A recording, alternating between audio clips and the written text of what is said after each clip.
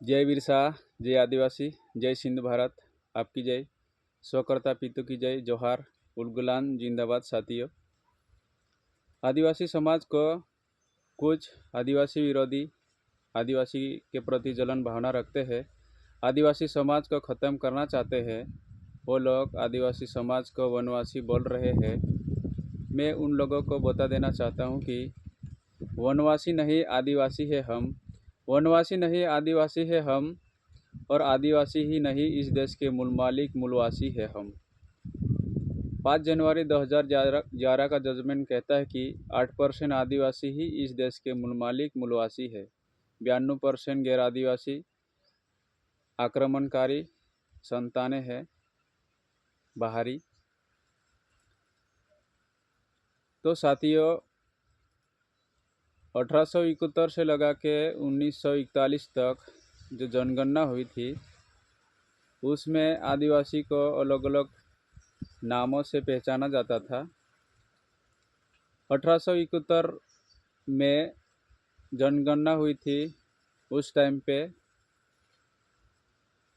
आदिवासी को एबोरिजिनल कहा गया, यानी कि प्राचीनतम स्वदेशी मूलवासी मूल मालिक कहा गया।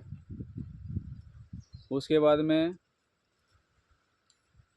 एनिमिस्ट कहा गया, जीवों के प्रति सचेत रहना, यानी आदिवासी समाज पशुपालन करता है, बकरी पालन करता है, मुर्गी पालन करता है, जीवों के साथ में अपना जीवन यापन करते हैं, इसलिए आदिवासी को जीवात्मावादी कहा गया। उसके बाद में ट्राइबल रिलीजन कहा गया, यानी कि प्रकृति पूजक, प्रकृतिवादी। आदिवासी समाज हमेशा धरती को पूजते आया है और धरती माता को मानता है। उसके बाद में 1950 में शेड्यूल ट्राइब कहा गया, अनुसूचित जनजाति।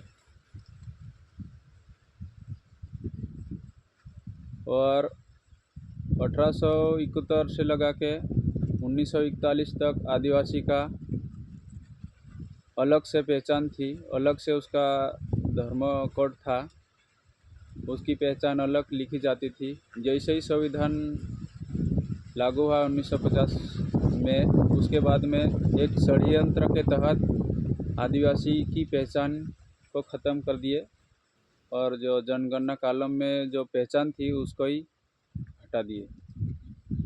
ये बहुत बड़ा षड्यंत्र हुआ आदिवासी समाज के ऊपर। अभी आदिवासी को जबरन हिंदू लिखना पड़ रहा है।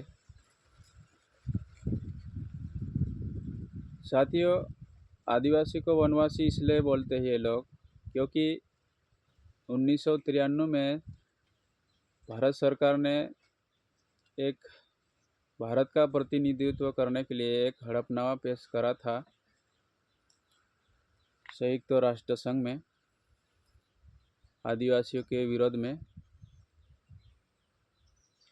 जो संयुक्त राष्ट्र संघ में जो व्यक्ति गया था भारत का प्रतिनिधित्व करने के लिए, उस व्यक्ति का नाम जयंत प्रसाद था।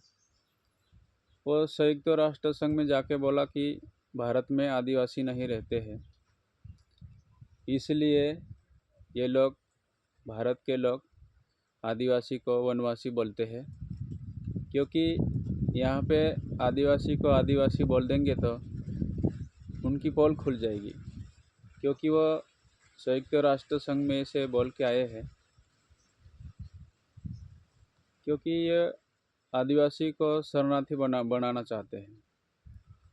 अगर अभी भी अपना समाज इनके खिलाफ़ में नहीं बोलेंगे, ऐसे लोगों को सबक नहीं सिखाएंगे, तो ये आगे चल के अपने को स्वर्गवासी बोलेंगे।